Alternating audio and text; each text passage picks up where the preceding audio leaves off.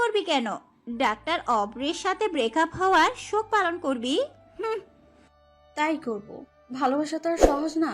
ইচ্ছে হলো বাসলাম, ইচ্ছে হলো ছেড়ে দিলাম। মানুষটাকে ছেড়েছি, ভালোবাসা না। তার স্মৃতিগুলো আমার সাথেই আছে। একসময় এই মানুষটাকে কল্পনা করেই ঘুমোতে যেতাম, তাকে কল্পনা করেই স্বপ্ন সাজাতাম। এত সহজ সেসব ভুলে যাওয়া? ভুলতে চাইলেও ভোলা যায় না, কিছু স্মৃতির ছায়া হয়ে ঘুরে বেড়ায় পিছু। কিন্তু জীবন তো থেমে থাকবে না। আবেগ দিয়ে তো সামনে এগোতে পারবি না। আমিও জানি সেটা, কিন্তু আমার সময় লাগবে নিজেকে গুছিয়ে নিতে। আচ্ছা, আজকের দিনটা ভালোভাবে কেটে যাক, ভাইয়াকে বুঝিয়ে বলবো আমি। এর মধ্যেই নাহার বেগম এসে বললেন, হুমো, তুমি আলিশাকে সাথে করে নিয়ে এসো। ওনারা আগে ওকে দেখবে, তারপর খাওয়া দাওয়া করবে। জি আন্টি, আমরা আসছি। ঈশান অভ্রকে কল করে সবটা বলে দেয়। অভ্র রেডি হয়ে বলে, এটা তুমি ঠিক করলে না আলিশা আঞ্জুম। আমি থাকতে তুমি অন্য কারো কিভাবে হও সেটা দেখি, আর এর শাস্তিও তোমাকে পেতে হবে। তুমি কিভাবে রাজি হলে অন্য কাউ, তুমি কিভাবে রাজি হলে অন্য আরেকজনের বউ হতে? এই তোমার ভালোবাসা, যেটা তুমি দুদিনে ভুলে গেলে। আমার ভুল বুঝতে পেরে আমি সেটা শুধরে নিতে চেয়েছি, কিন্তু তুমি সেটা করতে দিলে না। ভালো রূপ দেখেছ, কিন্তু এই আহিয়া নারায়ণ অভ্রর ঘৃণা আর ভয়ঙ্কর রূপ দেখনি। পাত্রী হিসেবে আলিশাকে দেখে মনে মনে ক্ষুব্ধ হলেন দিশা বেগম। তিনি ভেবে বসলেন আলিশা হয়তো আগে থেকেই মানাফকে ভালোবাসতো। এর জন্যই হুমায়রার সাথে আলিশার এত ভালো সম্পর্ক। দিশা বেগম আলিশার হাতে একটা বালা পরিয়ে দিলেন। মানে তার এক আকাশ অভিমান। তার পুরো পরিবার তাহলে আগেই জানতো পাত্রীকে? ভুল ধারণা পুষে মনের মধ্যে বিষ তৈরি করছে। শাফিন বলল, তাহলে ছেলে মেয়ে একটু আলাদা কথা বলুক। ছাদের রেলিং ঘেঁষে এই কড়া রোদে দাঁড়িয়ে আছে দুজনে। দুজনে চুপ করে, কারো মুখে কোনো কথা নেই। নীরবতা ভেঙে আলিশা বলল, আমি এ বিয়ে করতে পারবো না। স্পেসিফিক কোন কারণ? সেটা তো আপনার জানার প্রয়োজন নেই। আমি বলছি আমি বিয়ে করব না, মানে আমার বিয়ে করার কোনো ইচ্ছে নেই। সেটা আমাকে কেন বলছো? তোমার পরিবারের লোকদের বলো। তাদের বলতে পারলে নিশ্চয়ই আপনাকে বলতাম না। তাহলে আমাকে বলেও কোনো লাভ নেই, কারণ বিয়ে আমি তোমাকেই করব। দেখুন, আপনি 2 বছরের বাচ্চা না, আপনি বায়না করবেন, জেদ করবেন। অ্যাডাল্ট পারসন তো, বোঝার চেষ্টা করুন আপনি। আমি বুঝতাম তুমি বিয়ে না করার কারণ দেখাতে পারে, কিন্তু এমন বিয়ে করব না এমন কথা অনেক মেয়ে বিয়ের আগে বলে, পরে কিন্তু তারাই স্বামীভক্ত হয়ে যায়। দেখুন, আপনার কি মনে হয় আমি 4 বছরের বাচ্চা মেয়ে? না ভেবে যা খুশি বলে দিয়েছি? নো, আমি যথেষ্ট ম্যাচিউর। আমি ভেবে চিন্তে সিদ্ধান্ত নিয়েছি। আচ্ছা, কেন বিয়ে করতে চাচ্ছ না? এখন বিয়ে করবে না, পড়াশোনা করবে, এটাই তো না? এখন আমি আমার ক্যারিয়ার ফোকাস করতে চাই। ধরো আমাদের বিয়ে হয়ে গেল, আমি কি তোমাকে তোমার স্বপ্ন পূরণে বাধা দেব? কখনো না। তোমার লাইফ তোমার মতো গুছিয়ে নেবে, আমি তোমাকে ছাড়া হয়ে আগলে রাখবো। আমি এতটাও নাজুক নই যে আমার অন্য কারো ছায়া লাগবে। আমি নিজের সাথে নিজে ডিল করে নেব। সো নিচে যে আপনি বলবেন বিয়েটা আপনি করছেন না। আমার তো বিয়ে করতে কোনো আপত্তি নেই, তাই আমি এমন কিছু বলবো না। আপনার সমস্যা আপনি বলুন।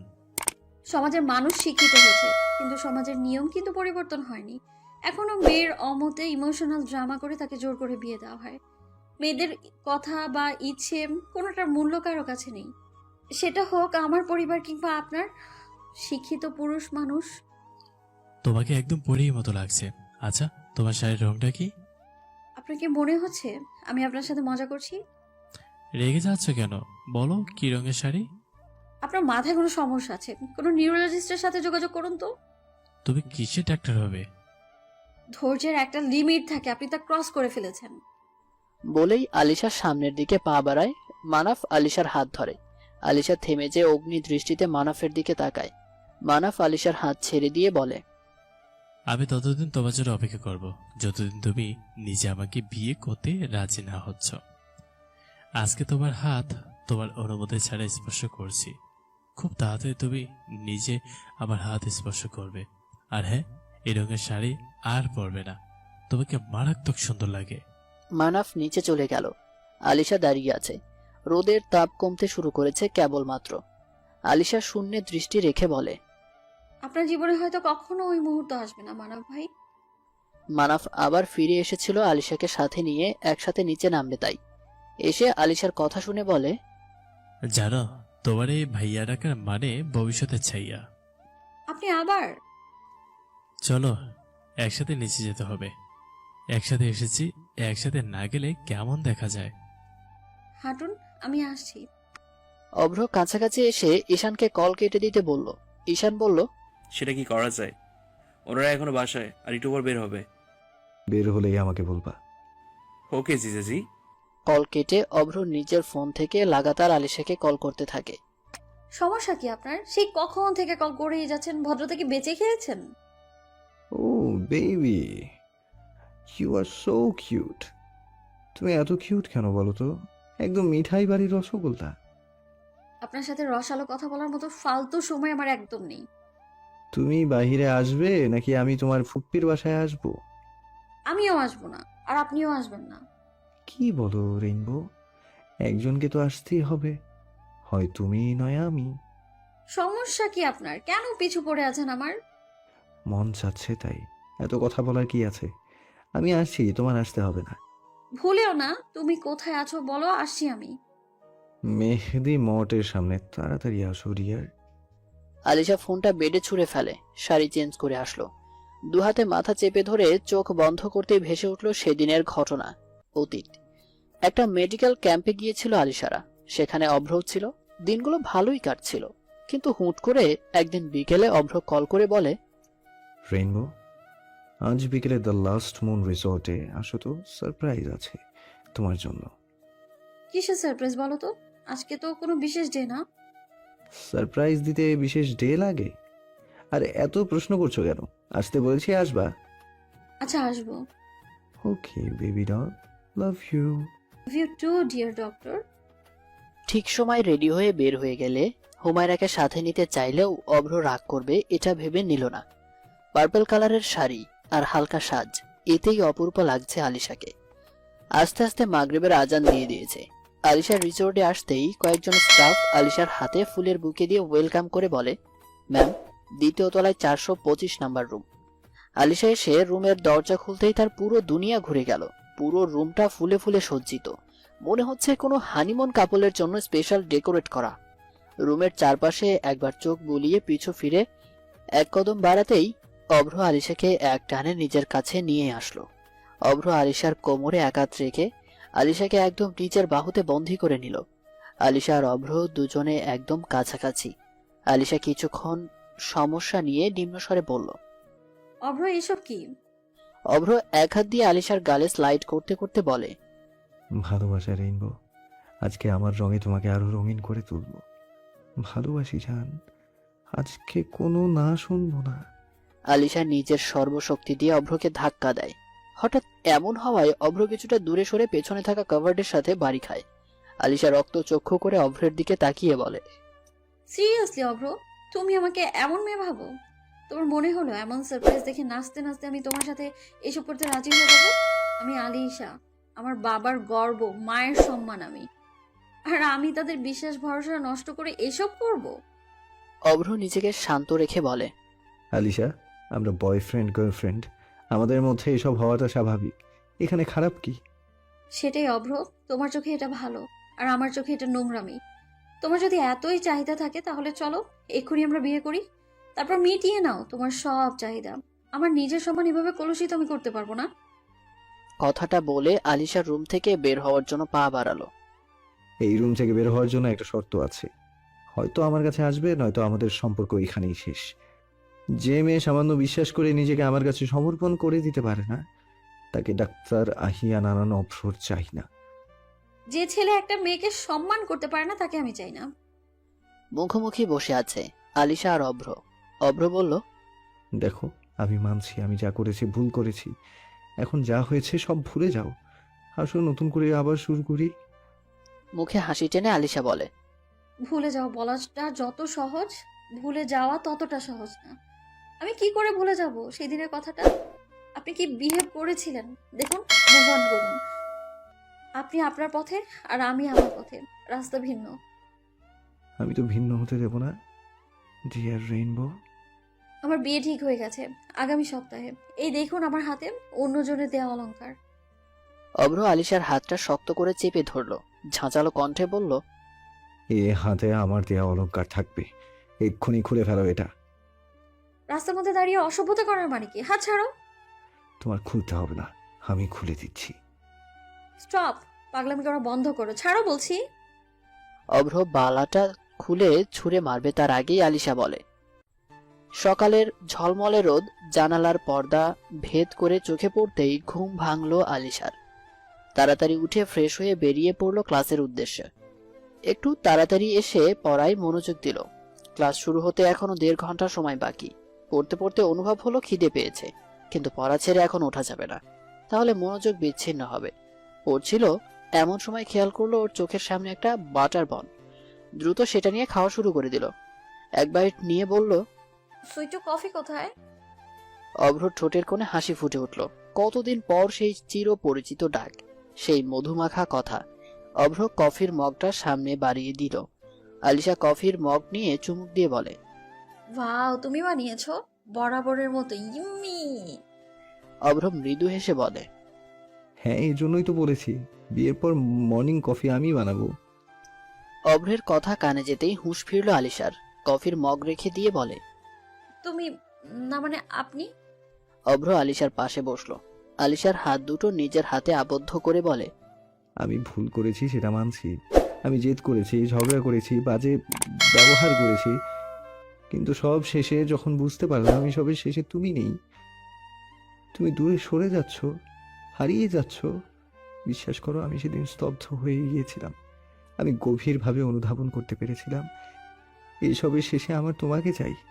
কি থাকলো না জানি না, ঝগড়া হোক বা না হোক, সব কিছুর পরে আমার তোমাকেই চাই। সেই মুহূর্ত থেকে আমি পাল্টে গেছি। আমার রেইনবোকে ছাড়া আমার চলবে না। আমি ভুলে গেছি।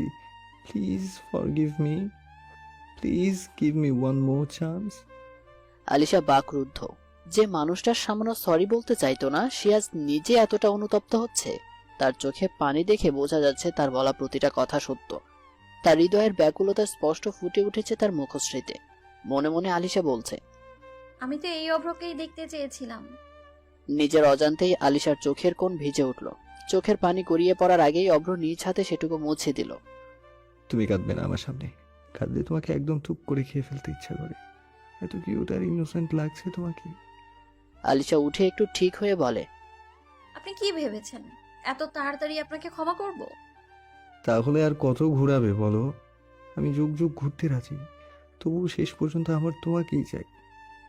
আলিশা কিছু বলবে তার আগেই একজন বলে ওঠে, হায় মিস নাগামরিস। হুমায়রা একবার অভ্রের দিকে তাকালো, আরেকবার আলিশার দিকে। তারপর মুখ টিপে হাসতে লাগলো। আলিশা রেগে বলে, আপনার তো সাহস কম না, এখানেও চলে এসেছেন। এখন এখানে আর সেখানে কি? তুমি যেখানে আমিও সেখানে। অভ্রের দিকে তাকিয়ে বলে, কি বললে ভাই? হুমায়রা বলে, ভাইয়া ওনার নাম ডাক্তার আহিয়ান আন্নান অপ্র, আমাদের সিনিয়র। মানাফ হাত বাড়িয়ে বলে, হায়। অভ্র হাত মিলিয়ে বলে, আপনাকে তো চিনলাম না। আমি মিসেস নাগামরিস, না মিসেস আলিশার উডবি আর হোমর ভাই। অভ্র বলল, আমার একটু কাজ আছে, পরে কথা হবে। বলেই চলে গেল। আলিশা বলল, এই আপনি কোন লেভেলের বেহায়া? হ্যাঁ, আমি বলছি আমি আপনাকে বিয়ে করব না, তারপরেও বেহায়ার মতো পিছনে পড়েই আছেন। আসি তো, আর রেগে গেলে দারুণ লাগে তোমাকে। আমি তো বলছি কোনো পছন্দের মানুষ থাকলে বলো, তাহলে ভেবে দেখবো। কিন্তু এমনি এমনি এত সুন্দরী রূপবতী ঘুরবতী মেয়েকে হাত ছাড়া কেন করব? আপনার ফালতু কথা শোনার মতো সময় একদম নেই আমার। এই হুমো, ক্লাসে যাবি তো? তাড়াতাড়ি চল। কত দূরে যাবে? আমি ঠিক তোমাকে আমার বউ করেই করব। এটা সত্যি তোর ভাই? বিশ্বাস হয় না, এত চিপ। আমার নিজেরও হয় না। আমার ভাইয়াটা তোর প্রেমে না হয় কোনো অ্যাক্সিডেন্টে মাথা গেছে, তাই এমন ছেঁচড়া হয়ে দেশে ফিরেছে। ক্লাস করছিল আলিশা। অনেকদিন পর অশান্ত মনটা শান্ত হয়েছে। উত্তাল সমুদ্র যেমন হুট করে শান্ত হয়ে যায়, ঠিক সেভাবেই মানুষ যে বলে ভালোবাসায় ম্যাজিক আছে, কথাটা একদম সত্য। এত অভিযোগ, এত মন খারাপ, সব কেমন নিমেষেই শেষ। আলিশাকে মুচকি মুচকি হাসতে দেখে হুমায়রা বলে, কিরে, একটু মধুর কথায় গলে আইসক্রিম হয়ে গেলি নাকি আমার ভাইয়ের প্রেমে পড়লি? হুম হুম হুম। চুপ কর, স্যার রেগে যাবে। আলিশার কথা শেষ হওয়ার আগেই রোদ ক্লাসে ঢুকে বলল, আলিশা, অব্রকে পুলিশ গ্রেপ্তার করেছে। আলিশা বিস্মিত দৃষ্টিতে রোদের দিকে তাকিয়ে আছে। প্রফেসর আব্দুর রহমান বলেন, কি হচ্ছে কি ডক্টর রোদ? দেখছেন তো ক্লাস চলছে। স্যার, আলিশাকে ইমার্জেন্সি একটু দরকার ছিল। ক্লাস থেকে বের হয়ে আলিশা বলে, দেখুন রোদ ভাইয়া, এখন যদি বলেন মিথ্যে নাটক করে আমাকে ক্লাস থেকে নিয়ে এসেছেন তাহলে কিন্তু। আলিশা সত্যি গ্রেপ্তার হয়েছে অব্র। গতকাল রাতে ওর ওটি ছিল ডাক্তার রাহেনের সাথে, কিন্তু কিছু ত্রুটির কারণে রোগী মারা যায়, তাই রোগীর ফ্যামিলি কেস করেছে। আচ্ছা, এখন অব্র কোথায়? মতিঝিল থানায়। হসপিটাল কর্তৃপক্ষ কি পদক্ষেপ নিয়েছে? এখনোই কিছু বোঝা যাচ্ছে না, কারণ তারা আন্দোলন করছে। রোদকে সাথে নিয়ে থানায় পৌঁছালো আলিশা। সেখানে অভ্রের বাবা ডাক্তার আরাফাত আনান আগে থেকেই উপস্থিত ছিলেন। সে জামিনের ব্যবস্থা করেছে, সেই প্রক্রিয়া শেষ করছে। আলিশা একটু দূরে দাঁড়িয়ে আছে। অভ্রকে মুক্ত করা হলো। আলিশা সেটা দেখে থানা থেকে বের হয়ে যেতে নিল। এমন সময় অভ্র বলে, দাঁড়াও আলিশা, তার মানে কি তুমি আমাকে ক্ষমা করেছো? আপনি বিপদে পড়েছেন তাই দেখতে এলাম। আমি যখন বিপদে পড়েছিলাম আপনি আমাকে সাপোর্ট করেছেন, আমি অকৃতজ্ঞ না। ডাক্তার আরাফাত সাহেব আলিশাকে উদ্দেশ্য করে বললেন, আলিশা আঞ্জুম তোমার নাম? আসসালামু আলাইকুম। জি আঙ্কেল। তোমাদের কথা থাকলে পরে বলবে, এখন আপাতত কিছুদিন অভ্রকে নীরব থাকতে হবে, জানোই তো পরিস্থিতি। জি, আসি আঙ্কেল। গুড গার্ল, এসো তবে আবার দেখা হবে। আলিশা বের হয়ে চলে আসলো। আরাফাত সাহেব আর অভ্র পাশেই গাড়িতে বসে আছেন। ড্রাইভার ড্রাইভ করছে। আরাফাত সাহেব বলল, ভুলটা কি সত্যি হয়েছে? Yes or no? ইয়েস, তবে সেটা ডাক্তার রায়হানের জন্য হয়েছে। আমি বলেছিলাম এটা এভাবে করলে রোগীর মৃত্যুর সম্ভাবনা আছে। সে আমাকে ওটিতেই ধমক দিয়ে বললেন, তুমি ভুলে যাবে না তুমি নতুন আর আমি তোমার সিনিয়র। ওটি আমি নতুন করছি না, এটা তোমার জন্য নতুন। এই কথাগুলো শুনেছ? এমন কজন আছে? 2 জন নার্স। আর মেয়েটাকে এখানে কে আসতে বলল? ও নিজেই এসেছে। মানাফ নিজের রুমে ল্যাপটপে কাজ করছিল। এমন সময় হুমায়রা এসে বলে, ভাইয়া, তোমার সাথে আমার কিছু কথা আছে। আমি জানি তুই কি বলবি, আর তুই যা বলতে এসেছিস সেটা আজকেই আমি জেনেছি। তাহলে তোমার কি মত এখন? জোর করে তো আর কিছু পাওয়া যায় না। আমার আলিশাটাকে ভালো লাগতো, এইটা সত্যি, কিন্তু তাই বলে তো আর জোর করব না। আমার এখন কারো পিছনে ঘোরার আর কাউকে ইমপ্রেস করার মতো সময় নেই। একটা ভালো মেয়ে দেখ বিয়ে করব। আচ্ছা, একটা কথা বলো, যদি তোমাকে অপশন দেওয়া হয় তাহলে তুমি কোনটা বেছে নেবে? কেমন অপশন? তুমি যাকে ভালোবাসো আর যে তোমাকে ভালোবাসে, এই 2 জন থেকে কাকে বেছে নেবে? প্রশ্নটা সঠিক, তাই তার উত্তর আরো জটিল। তবে এখান থেকে যাকে বেছে নেব আমার মনে হয় আমি ভালো থাকবো। তাহলে তুমি সোহানা আপ্পিকে বিয়ে করে নাও, সুখে থাকবে। কত লক্ষ্মী একটা মেয়ে। তুই কি ওকালি করতে এসেছিস? বয়ে গেছে আমার, তোমার কপালে এত ভালো বউ নেই। হুমায়রা নিজের কথা শেষ করে রুমে চলে আসলো। রুমে এসে দেখে তার মোবাইল ভাইব্রেশন হচ্ছে। দ্রুত মোবাইল নিয়ে রিসিভ করে কানে তুলতেই ওপাশ থেকে আরাদ রাগী কণ্ঠে বলল, কতবার কল করেছি জানোই তো, এই সময় আমি কল করব? কি আশ্চর্য, রাগ করছো কেন তুমি? আমি ভাইয়ের সাথে কথা বলছিলাম। এবার গুনে গুনে 10 বার আই লাভ ইউ বলো। কি নিব্বাতের মতো শুরু করলা? এসব টিনেজারেরা করে। ভালোবাসা তো ভালোবাসাই, বলো এখন দ্রুত, নয়তো আমি বাসার নিচে চলে আসবো। I love you, I love you, I love you, I love you, I love you. থামলে কেন? বলো আর 5 বার। এর পরেও বলতে বললে আমি বলবো আই হেট ইউ। জঙ্গি বিল্লি, আর ভালো হলো না।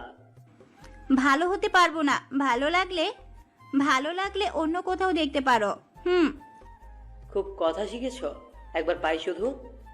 হুমুর কথার মাঝেই সুহানা এসে বলে, আজ আমি তোর সাথে শুবো। হুমায়রা কল কেটে দিয়ে বলে, সমস্যা নেই, আর ভালো, দুই ননদ ভাবি জমিয়ে আড্ডা দিব সারা রাত।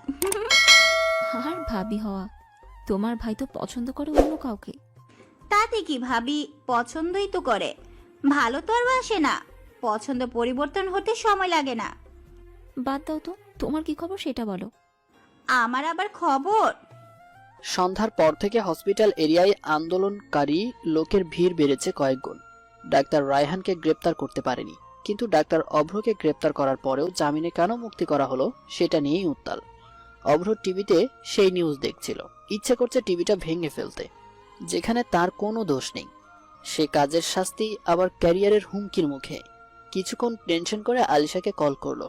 কল করার সাথে সাথে রিসিভ। আলিশা আগে বলল, কি অবস্থা এখন? আর অবস্থা, মনে হচ্ছে আমার ক্যারিয়ার এখানেই শেষ। চিন্তা করো না, আমি বাবাকে বলবো তোমার কেসটা লড়তে। তোমার বাবা শুনবে তোমার কথা? কি শুনবে না? বাবা আজ রাতের ফ্লাইটে ঢাকা ফিরছে, আগামীকাল সুযোগ বুঝে বলবো। যদি শ্বশুর মশাই আমার কেস লড়ে তবে আমি জিতবই, শত হোক জামাইকে ন্যায় বিচার দিবেই। মানে আমি বুঝি না, এমন মুহূর্তে তোমার এমন কথা কি করে আসে? তুমি পাশে থাকলে সব মুহূর্তেই মধুর মনে হয়। এসব ফ্লার্ট পরেও করতে পারবে, আগে চিন্তা করো পরিস্থিতি কোন দিকে যায়। দেখলাম রোগীর স্বজনরা লাশ নিচ্ছে না, তাদের একটাই কথা, অপরাধীকে শাস্তি না দেওয়া পর্যন্ত তারা লাশ গ্রহণ করবে না। দেখো, আমরা ছেলে মানুষ, আমাদের টেনশন তোমাদের চোখে পড়বে না, কারণ তোমরা টেনশনে কেঁদে ভাসিয়ে দিতে পারো, আমরা পারি না। আমার এত সাধনার ক্যারিয়ার হুমকির মুখে। আমি কি মানসিকভাবে ঠিক আছি? কিন্তু তবুও তোমাদের মতো টেনশন করতে পারি না। রিল্যাক্স, এত বড় বড় কথা বলতে হবে না। তোমার স্বাদের ক্যারিয়ার কেউ নষ্ট করতে পারবে না, আর ভুলটা যেহেতু তোমার নাম, সেখানে চিন্তা করতে হবে না। আচ্ছা, ওই নার্সদের নাম বলো তো, যারা ওই দিন তোমার সাথে ওটিতে ছিল। ইরাম আর রাত্রি। আমাদের আগে ওদের স্টেটমেন্ট নিতে হবে, এখন ওরাই ভরসা। তোমাকে এত ভাবতে হবে না, খেয়ে ঘুমিয়ে পড়ো। আমি করব, তোমাকে বলতে হবে না। তুমি খেয়ে ঘুমাও, যা হবে দেখা যাবে। জানোই তো, সত্য কোনোদিনও চাপা থাকে না। আলিশা অভ্র একটা ক্যাফেতে পাশাপাশি বসে আছে। অভ্র আলিশার দিকে তাকিয়ে বলে, এবার বুঝেছি তোমার এত জেদ কোথা থেকে আসলো। যেমন বাপ তার তেমন মেয়ে। কোর্টে বসে বলে কিনা এক শট দিয়ে তোমার দাঁত ফেলে দেব। আরে এইভাবে না বললেই তো হতো, তুমি কোনো কথা বলবে না, যা বলার আমি বলবো। তোমার কি বাজে বকবক করার স্বভাব যাবে না? আমার বাবা তো ঠিক কাজটাই করেছে। তুমি যদি হাফ মেন্টালের মতো বকবক করতেই থাকো, তাহলে রায় তোমার বিপক্ষেই যেত। আরে তোমার বাবা ভালোভাবে তো বলতে পারতো। বাবা সবার সাথে ভালোভাবে কথা বলে না, যে যেমন তার সাথে ঠিক সেভাবেই কথা বলে। আলিশা, এবার তাহলে আমার বাবাকে তোমার বাসায় বিয়ের প্রস্তাব দিয়ে পাঠাই। আমি তোমাকে বিয়ে করব না। এই কথাটা আর বলো না, আমি ভুল করেছি, এটার জন্য আমি অনুতপ্ত। আর বর্তমানে এই রুম ডেট কোনো ফ্যাক্ট না, অহরহ এমন হচ্ছে। বর্তমানে হত্যা, গুম, চুরি, ডাকাতিও অহরহ হচ্ছে, তাই বলে কি এটা অন্যায় না? যারা করছে তারা সবাই নির্দোষ। অন্যায় কাজ যতই অহরহ হোক, সেটা অন্যায়ই থাকবে। হ্যাঁ, আমি নিজের ভুল বুঝতে পেরেছি। আচ্ছা, আজ উঠি, তোমার কথাটা ভেবে দেখবো। ডিয়ার রেইনবো, কোনো ভাবিনি। শ্রাবণ মাসের আর 10 দিন বাকি, এই 10 দিনে বিয়েটা করে ফেলতে চাই। আপনি চাইলেই তো হবে না, আমি ভেবে বলবো। মানাফ ডায়েরির প্রতিটা পৃষ্ঠা উল্টাচ্ছে আর অবাক হচ্ছে। কেউ এত যত্ন করে ভালোবাসতে পারে? সুহানাকে না দেখলে বুঝতে পারতো না।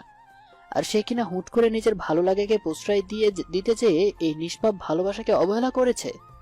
ডায়েরিটা জায়গা মতো রেখে দিয়ে অপেক্ষা করছে সুহানার জন্য।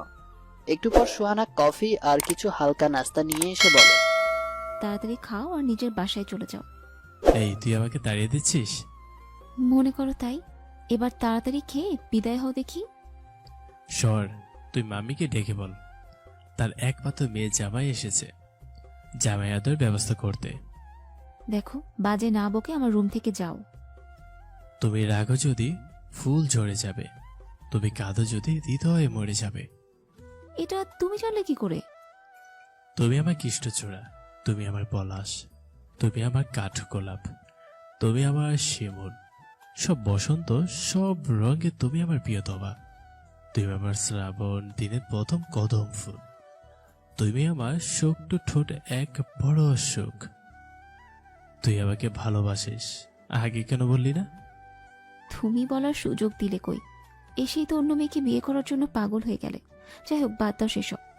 ভালোবাসলেই তাকে পেতে হবে এমন তো কোনো কথা নেই। কিন্তু আমার তো তোকে বিয়ে করতে হবে, তোর সুন্দর সুন্দর ছন্দ পড়ার জন্য, শোনার জন্য। আপনি যাকে বিয়ে করতে চাইছেন সে একজন লেখিকা, আর আলিশার লেখার হাত দারুণ। মানে? আলিশা ফেসবুকে গল্প লিখে পোস্ট করে, ধারাবাহিক গল্প, অনুগল্প। বাদ দে আলিশা মালিশা, আমার তুই হলেই চলবে। এখন ও রিজেক্ট করেছে তাই এসেছো? শোন, তুই আমাকে এত ভালোবাসিস, তাও আমাকে রিজেক্ট করেছে? নয়তো আমার মতো হাজব্যান্ড সে হ্যান্ডসাম ছেলেকে কেউ রিজেক্ট করে? আরে আমার হ্যান্ডসাম, অভ্র ভাইয়াকে দেখেছো? সে কত হ্যান্ডসাম। সোহারা, তুই আমার সামনে অন্য ছেলেকে হ্যান্ডসাম বলছিস? আমার সামনে অন্য মেয়েকে বিয়ের জন্য লাফালাফি করতে পারবে, আর আমি হ্যান্ডসাম বললেও দোষ? চারু বেগম এসে বলে, কে রে, তোরা কি কথা বলছিস?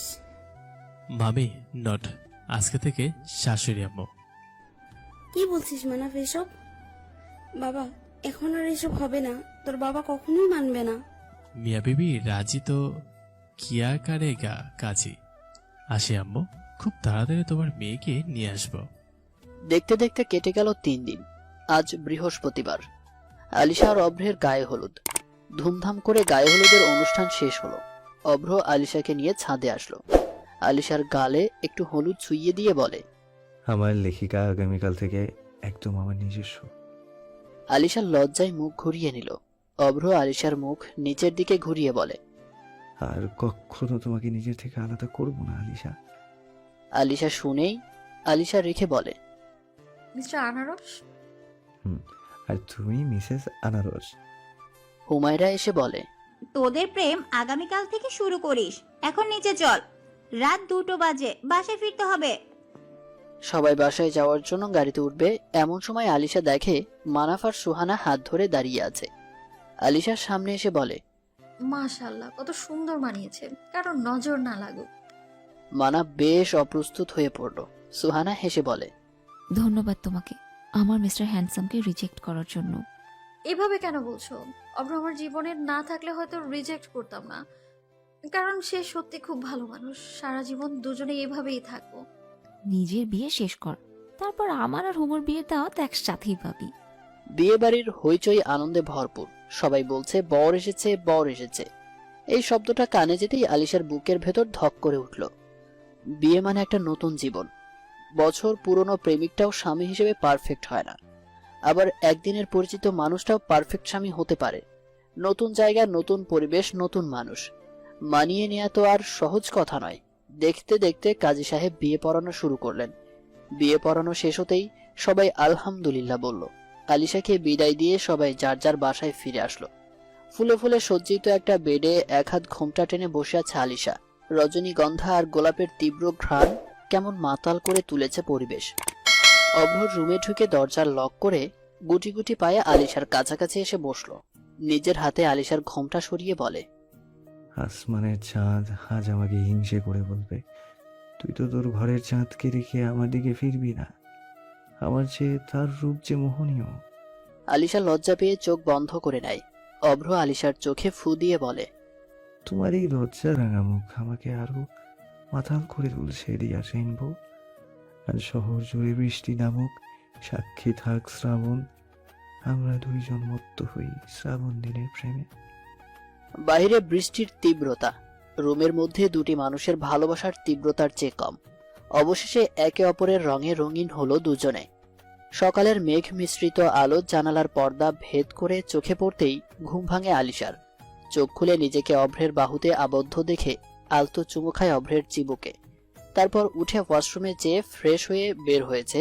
নিজের চুলের পানি ইচ্ছে করে অভ্রের চোখে মুখে ছিটিয়ে দেয়। অভ্র রাগ নিয়ে চোখ খুললেও আলিশাকে এমন মোহনীয় রূপে দেখে সব রাগ ভুলে আলিশার ঠোঁটে ঠোঁট ডুবিয়ে দেয়। বেশ কিছু সময় পর ছেড়ে দিয়ে বলে, তোমাকে সারা জীবন এভাবেই চেয়েছিলাম, আজ আমি পূর্ণ। আলিশা বলে, হালাল সব সময় সুখকর হয়, আমিও তোমাকে এভাবেই চেয়েছিলাম, আজ আমি সম্পূর্ণরূপে তোমার হলাম।